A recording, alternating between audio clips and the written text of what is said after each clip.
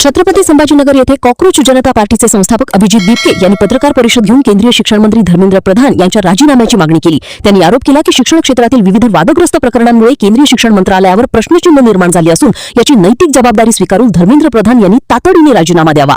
अभिजित दीपके यांनी सांगितले की येत्या 6 दिवसात धर्मेंद्र प्रधान यांनी राजीनामा दिला नाही तर राज्यभर तीव्र आंदोलन छेडले जाईल। विद्यार्थ्यांच्या भवितव्याशी संबंधित मुद्द्यांवर केंद्र सरकारने गांभीर्याने लक्ष द्यावे अशी मागणीही त्यांनी केली। या पत्रकार परिषदेत पक्षाच्या पदाधिकाऱ्यांसह कार्यकर्ते उपस्थित होते। आगामी आंदोलनाची रूपरेषा लवकरच जाहीर करण्यात येणार असल्याची माहिती दीपके यांनी दिली। अधिक माहिती आणि संपूर्ण प्रतिक्रिया पाहण्यासाठी व्हिडिओ नक्की पहा। परीक्षा तुम्ही बरोबर घेताय तर करायचं काय या मग सरकारचं? तर या सरकारला आता या देशातला तरुण घाबरत नाहीये आणि तो आता रस्त्यावर येणार आणि जोपर्यंत धर्मेंद्र प्रधान जे शिक्षा मंत्री आहे ते राजीनामा देणार नाही तोपर्यंत हे आंदोलन मागे सरकणार नाही। धर्मेंद्र प्रधानचा राजीनामा आम्ही घेऊनच राहू आणि पुढच्या येत्या काळात आम्ही हे आंदोलन अजून तीव्र करू। धन्यवाद। इंस्टाग्रामवर प्रचंड फॉलोअर्स आहेत, म्हणजे मिलियनवर आहे, त्या तुलनेनं गर्दी होईल असं वाटलं होतं का? आणि कालच्या एकूण आंदोलनाबद्दल तुझं स्वतःचं मत काय, किंवा खरंच एवढा मोठा रिस्पॉन्स होता का? अनेक जण प्रश्न उपस्थित करतात की रिस्पॉन्स नव्हता। फोटो पाहिले, मला वाटतं सगळ्यांनी मला फोटो व्यतिरिक्त सोडून काय बोलायची गरज नाही आहे। तेवढे तरुण जे आले होते त्यांच्याबद्दल तुम्ही काय म्हणणार आहे? ते तरुण काय त्यांचे जे इश्यूज होते ते बरोबर नव्हते असं तुम्हाला म्हणायचं आहे?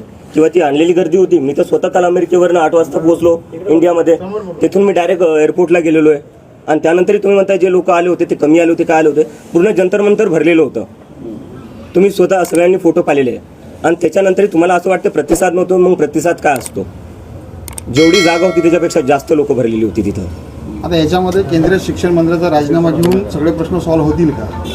माझं असं म्हणणं आहे, जर तुम्ही राजीनामाही नाही घेऊ शकत तर मग दुसरे प्रश्न कसं काय सॉल्व्ह करणार? अकाउंटेबिलिटी कुठेतरी फिक्स झाली पाहिजे। फंडामेंटली बोलायला गेलं तर सिस्टम तेव्हा फिक्स होईल जेव्हा कोणी जिम्मेदारी घ्यायला तयार असेल।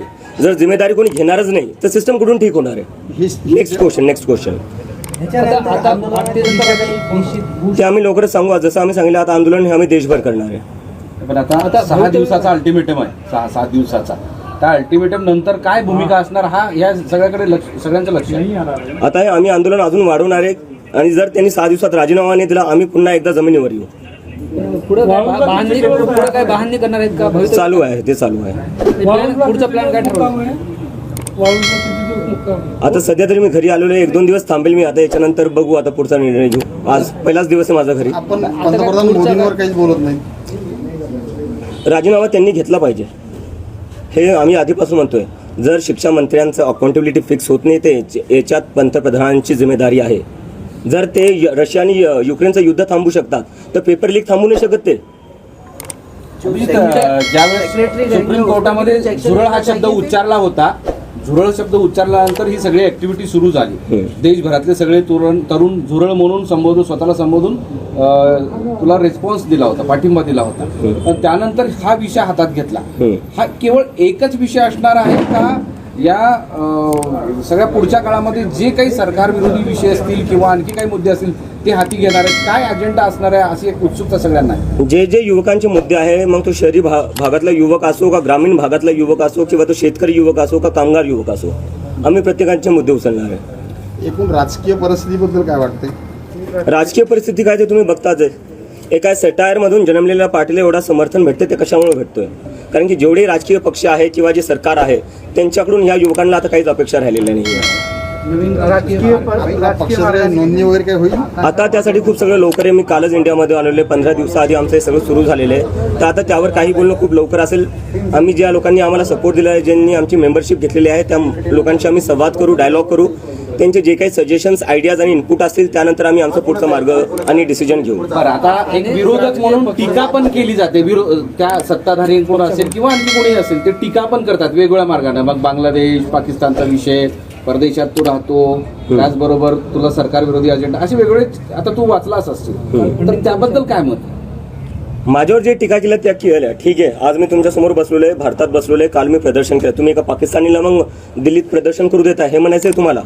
आणि दुसरी गोष्ट माझ्यावर टीका करताय ठीक आहे। वेदांत नावाचा 17 वर्षाचा स्टुडंट CBSEचा, त्याला या सरकार आणि मीडिया, जे मेनस्ट्रीम मीडिया आहे त्यांनी पाकिस्तानी म्हणलेले। जो मुलगा 17 वर्षाचा आहे त्याचं फक्त एकच काम होतं, मेहनत करायची आणि परीक्षा द्यायची। त्यांनी परीक्षा दिली। परीक्षामध्ये त्याला जेव्हा कळलं की त्याची मार्कशीट चुकीची चेक झाली, तो कारभार त्यांनी उघड आणला, तेव्हा तुम्ही त्याला पाकिस्तानी म्हणले। या देशात तुम्ही कोणाला कोणाला पाकिस्तानी म्हणणार आहे? त्या वेदांतला तुम्ही पाकिस्तानी म्हणताय, जो एक CBSEचा स्टुडंट आहे. मला तुम्ही पाकिस्तानी म्हणताय. तुम्ही काही पत्रकारांना पाकिस्तानी म्हणतात, तुम्ही विरोधकांना पाकिस्तानी म्हणता. मग आहे कोण? भारतीय आहे कोण? फक्त भाजपवाले आणि IT सेलवाले भारतीय आहेत का? आणि आम्ही सगळे पाकिस्तानी? कधीपर्यंत चालणार आहे? तुम्ही तुमची जिम्मेदारी नीट करा, तुम्ही तुमची कामं नीट करा. आम्हाला काय बोलायची गरज पडणार आहे? तुम्ही अमेरिकेत आता नाही, मी अमेरिकेत जाणार नाही. तर मी इथं सगळं जाणार. आंदोलन उभं राहिले काय दडपण आहे म्हणावं? काय ते सगळं आंदोलन उभं राहिले, प्रतिसाद मिळतोय, दडपण आहे म्हणावं? दडपणीच जिम्मेदारी आहे. युवकांचा प्रतिसाद चांगला आहे, पण जे उच्च विचारवंत वगैरे अशा लोकांचा काही प्रतिसाद आपल्याला मिळतो, जसं प्रकाश राज वगैरे आपण एकत्रित केले. हो, सोनम वांगचुक पेक्षा मोठं कोण असू शकतं? विश्वंभर चौधरी, अंजली दामनिया, काल त्यांनी समर्थन दिलेलं आहे. तर असे अजून लोक आमच्याशी जुडत आहेत. प्रशांत भूषण, संजय हेगडे जे सुप्रीम कोर्टचे लॉयर आहे, तेही आमच्यासोबत जुडत आहेत. त्याला जोडण्याचं असं आहे की इतर जे विरोधातले पक्ष आहेत काँग्रेस सारखे, ते उघडपणे पाठिंबा देताना दिसत नाहीत. काही संपर्क झालाय का या काळात? नाही, काही संपर्क नाही झालाय. जर ते संपर्क केला, त्यांनी ते पाठिंबा दिला तर घेऊ इच्छितो. ज्यांना युवकांच्या मुद्द्यावर आम्हाला पाठिंबा द्यायचा आहे त्यांनी आम्हाला पाठिंबा देऊ शकतात. कारण की आम्ही कोणा एका पक्षासाठी करत नाहीये, आम्ही हे युवकांसाठी करतोय. ज्यांना युवकांची काळजी आहे ते आम्हाला पाठिंबा देऊ शकतात. आपला माजी पक्ष आहे आम आदमी पार्टी, तर त्यांनी काय पाठिंबा वगैरे दिला किंवा त्यांच्या काही संपर्कात आहेत आपण? संपर्कात नाहीये, पण मी जसं आधी म्हणलं, ज्या पक्षांना किंवा लोकांना युवकांची काळजी आहे आणि युवकांच्या मुद्द्यांवर थोडंफार काही वाटत असेल त्यांना, तर त्यांनी आम्हाला समर्थन द्यावं. कारण की आमची जी पूर्ण मूव्हमेंट आहे ती सगळे जे युवक आहे ज्यांच्यासोबत शिक्षणात काही चांगलं होत नाही आहे, शिक्षण व्यवस्था आपली कोलॅप्स झाली आहे, बेरोजगारी आपल्या देशात मागच्या 40 वर्षात सगळ्यात जास्त आहे. आज आपल्या देशात 50 लाख ग्रॅज्युएट दरवर्षी निघतात. त्या 50 लाख ग्रॅज्युएटपैकी फक्त 20 लाख ग्रॅज्युएट्सला नोकरी भेटते, बाकीचे 30 लाख जे ग्रॅज्युएट्स आहेत त्यांना नोकरी भेटत नाही. तर या मुद्द्यावर ज्यांना आवाज उठवायचा आहे आणि ज्यांना समर्थन द्यायचं आहे ते आम्हाला समर्थन देऊ शकतात. केजरीवालांनी काही संपर्क नाही, आता या मुवमेंटचं काही पॉलिटिकलमध्ये परिवर्तन होईल? ही पॉलिटिकलच मुव्हमेंट आहे सर. या देशात प्रत्येक गोष्ट पॉलिटिकल आहे. पॉलिटिकल फक्त 5 वर्षातून एकदा मत देणं म्हणजे पॉलिटिक्स नसतं. पॉलिटिक्स म्हणजे तुम्हाला 5 वर्ष ज्यांना मत दिले त्यांना प्रश्न विचारणं पॉलिटिक्स असतं. ते हे पॉलिटिकलच आहे. आपण मतदानाच्या पॉलिटिक्समध्ये उतरणार? ते मी जसं तुम्हाला थोड्या वेळ आधी सांगितलं, खूप लोक ते सगळं बोलायला 15 दिवस झाले. कालच्या भाषणात पण म्हणालं होतं की भीती, आणि प्रत्येकाच्या मनात भीती आहे की रस्त्यावर उतरलं तर काय होईल, आपण आंदोलन केलं तर काय होईल. ती भीती अजूनही मनात आहे का? पुढं या भीतीला सगळं दूर करून पुढं एक संघ? मला काल वाटतं की युवकांनी उत्तर दिलेलं आहे, ते आता घाबरत नाही. आणि त्यामुळेच काल जंतर मंतरवर आपण एवढी गर्दी पाहिली, पूर्ण जंतर मंतर भरून गेलं होतं. ते एक मेसेज होता की आजचा तरुण आता घाबरणार नाही या सरकारला. याला जोडूनच एक प्रश्न आहे. काल तुम्ही आंदोलनात पण बोललात की आईवडिलांच्या मनात भीती आहे. आता तुमची आणि आईवडिलांची भेट झाली आहे, तर ती भीती दूर झाली काय वाटतं? नाही, माझ्या आईवडिलांना भीती वाटतेच थोडीफार. मी त्यांना सांगतो घाबरायची गरज नाही, कारण की आता मी एकटा आणि लाखो तरुण माझ्यासोबत जुडलेले आहेत. काय जंतर मंतरवर इतके हजारो तरुण आलेले होते. आणि जे काही आईवडील बघत असतील, मी त्यांना सांगू एक मेसेज त्यांच्यासाठी आहे. मला माहिती आहे जेव्हा तुमचे लेकरं काही राजकारणावर बोलत असतील किंवा सरकारला प्रश्न विचारत असतील तेव्हा तुम्हाला भीती वाटत असेल. तुम्ही लेकरांना सांगत असाल की काही बोलू नको, तुझ्यावर केस करतील किंवा तुझ्यावर काही आरोप लावतील किंवा तुला आत टाकतील. घाबरू नका. तुम्ही घाबरतात ह्या सरकारला प्रश्न नाही विचारत. त्यामुळे आज नीट CBSE सारख्या भानगडी होत आहेत आणि त्यामुळे आपल्या लेकरांचं जे भविष्य आहे ते उद्ध्वस्त होत आहे. जोपर्यंत आपण प्रश्न विचारणार नाही, जोपर्यंत आपले जे मुलं आहेत ते बोलणार नाही, तोपर्यंत हे सिस्टम काही नीट होणार नाही. सिस्टम नीट करायचं म्हणजे आधी आवाज उठवावाच लागेल. सर अब हिंदी में चालू.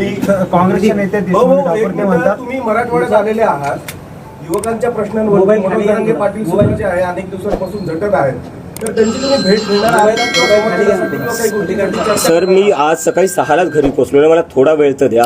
मला आधी माझ्या आईवडिलांसोबत तरी बसू द्या. काँग्रेसच्या ज्येष्ठ नेते आहेत यशवंत ठाकर, ते म्हणतात की डॉक्टर जनता पार्टीची विचारधारा ही काँग्रेसची जुळती मिळते आहे. याकडे कसं वाटतं? आयडिओलॉजीचा प्रश्न उपस्थित. आमचे जे इन्स्पिरेशन आहे, जसं मी आधीपासून म्हणत आलेलो आहे, महात्मा गांधी, आंबेडकर, नेहरू, भगतसिंग. आणि मला वाटतं ही आयडिओलॉजी कुठल्या एका पार्टीची नाही किंवा कुठल्या एका माणसाची नाही. देशात आपले सगळेच असे महाराष्ट्रच बघायला गेला तर सगळ्यात जास्त प्रोग्रेसिव्ह लिबरल आपला महाराष्ट्रच आहे. ती आयडिओलॉजी तुम्हाला वाटतं सगळ्या महाराष्ट्राचीच असू पण शकते.